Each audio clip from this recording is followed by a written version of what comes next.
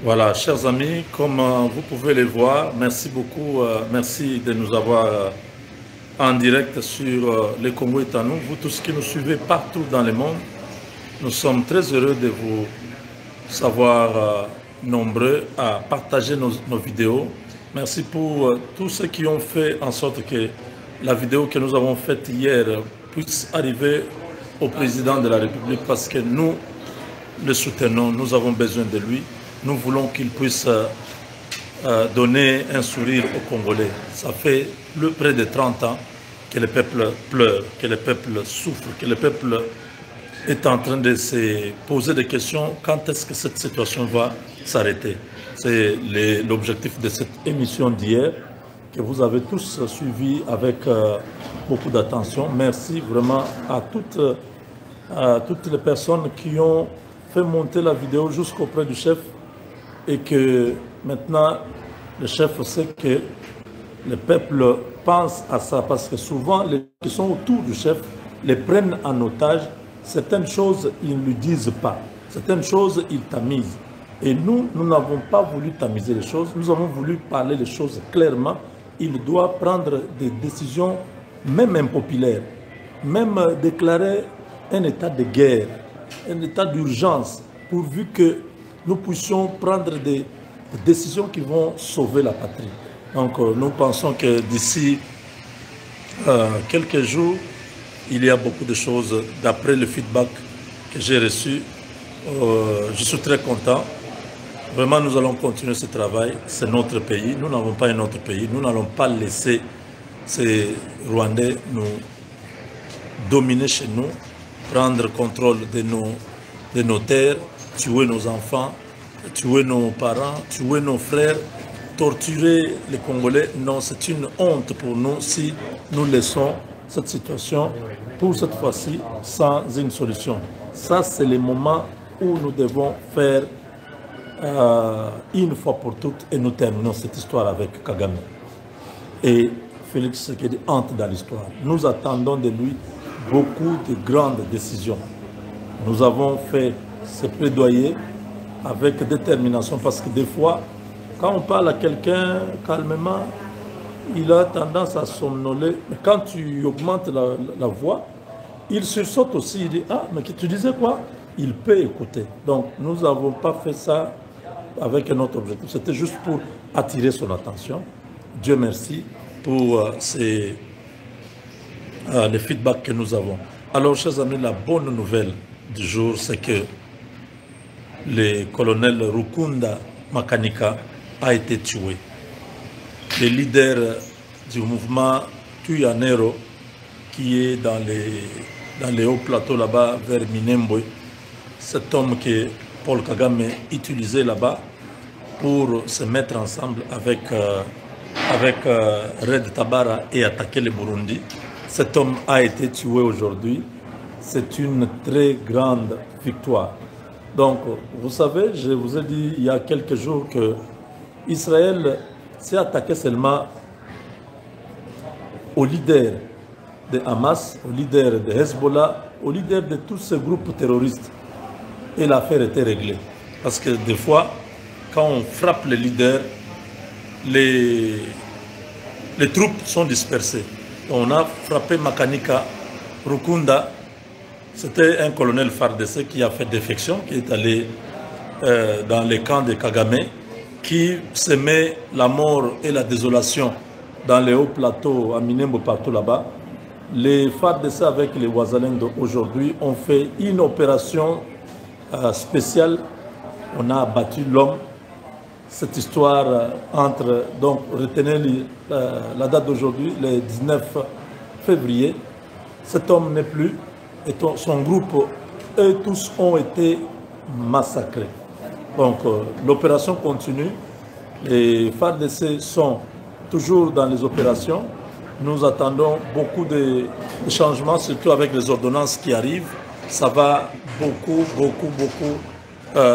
changer les choses. Nous allons nous retrouver dans la deuxième partie. On va parler d'un autre sujet. Avec Dieu, nous vaincrons. J'ai parlé avec un conseiller du président qui m'a dit Le président ne signera jamais ces accords avec le M23. S'il faut qu'il démissionne, qu'il parte, il partira. Mais il n'endossera jamais la responsabilité d'avoir vendu le Congo. Mais il n'y a que des Congolais qui ne comprennent pas. On peut avoir n'importe quel Congolais au pouvoir, même un fou. Mais il ne faut jamais donner le Congo au Rwanda. Mais comment des gens comme ça, l'Europe, la France, la Belgique, l'Allemagne, tous ces pays-là ont un contrat avec le Rwanda pour notre coltan. Mais le Rwanda ne produit pas même 1 gramme de coltan. Toi tu es Congolais, tu ne le sais pas. Ce qui se passe ici, c'est que ça fait 30 ans qu'on n'a pas la paix. J'entends même des gens dire que M23 c'est ici là qui ont besoin de gens en source. M23 c'est la terre. En 2012, M23 est Bimaki. M23 est sorti de Goma, alors qu'ils avaient déjà pris Goma. Ils sont sortis parce qu'on a signé des accords. Les accords justement du 23 mars. Mais ces accords-là voulaient qu'on donne au M23, c'est-à-dire aux Rwandais en réalité, qu'on leur donne la gestion de toute la partie Est, que tous les Kivu, qu'ils gèrent tous les Kivu, administrativement et militairement. Avant les M23, il y avait les CNDP. C'est le CNDP qui a signé l'accord du 23 mars et qui est devenu le M23. Avant les CNDP, il y avait les RCD. Est-ce que je parle à quelqu'un? Avant les RCD, il y avait l'AFDL. Les Ougandais et les Rwandais qui ont cherché un Congolais pour qu'il prenne les devants pour faire la rébellion. Parce qu'ils voulaient simplement prendre les Kivu. Mais lorsqu'on a appelé Mouzé, Mouzé a dit c'est l'occasion pour que Mobutu tombe. C'est comme ça que Mouzé est arrivé ici. On a acclamé. Mais on ne savait pas qu'on acclamait nos malheurs. Mouzé, lui, il voulait arriver ici et se rebeller, se séparer d'eux. Quand il s'est séparé d'eux, parce qu'il voulait sauver son peuple, on l'a tué. Est-ce que je parle à quelqu'un? Les M23 n'existent pas. C'est le Rwandais qui veulent prendre le Congo. Et je vois des Congolais qui acclament ça. Vous êtes quel genre de peuple? Des peuples qui aiment l'esclavage, qui veulent vivre esclaves.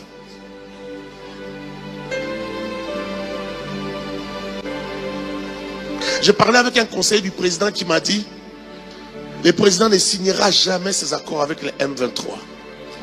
S'il faut qu'il démissionne, qu'il parte, il partira.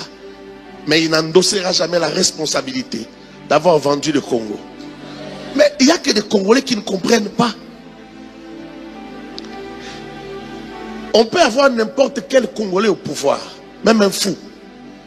Mais il ne faut jamais donner le Congo au Rwanda. Les Rwandais, je vais vous expliquer. Il y a 20 ans, j'écrivais sur ce qui se passe à l'est du Congo. Dans ma mémoire, pour avoir mon master, j'écrivais. Quand j'ai eu mon master, j'ai commencé ma thèse, j'écrivais sur l'indispensabilité d'un tribunal pénal international pour le Congo. Un tribunal qui va juger les crimes du Congo. Et ma prière, c'est que ce jour-là arrive. Quand ce jour-là arrivera,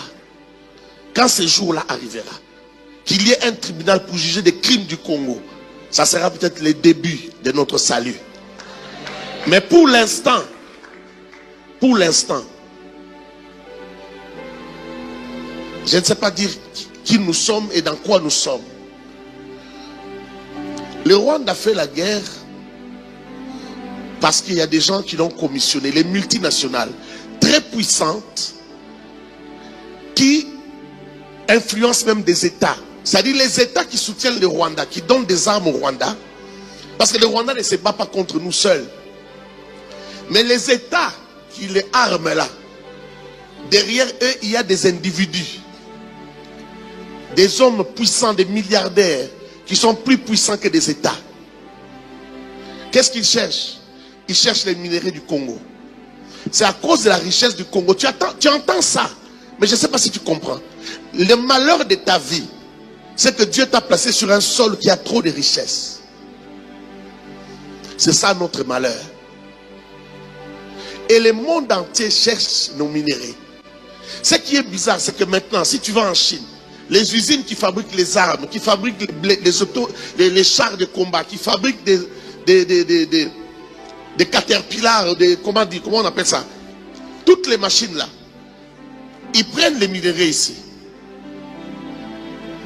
Mais malgré qu'ils prennent nos minéraux, qu'ils jouissent de ça, personne ne nous défend. Personne ne veut notre paix. Les gens qui vont acheter nos minéraux au Rwanda, même l'Union européenne, officiellement, ce n'est pas caché, a un contrat qui vient de tomber il y a un jour ou quelques heures parce que les Congolais ont fait beaucoup de bruit en Europe. C'est une victoire diplomatique. Mais comment des gens comme ça, l'Europe, la France, la Belgique, l'Allemagne, tous ces pays-là ont un contrat avec le Rwanda pour notre coltan. Mais le Rwanda ne produit pas même 1 gramme de coltan.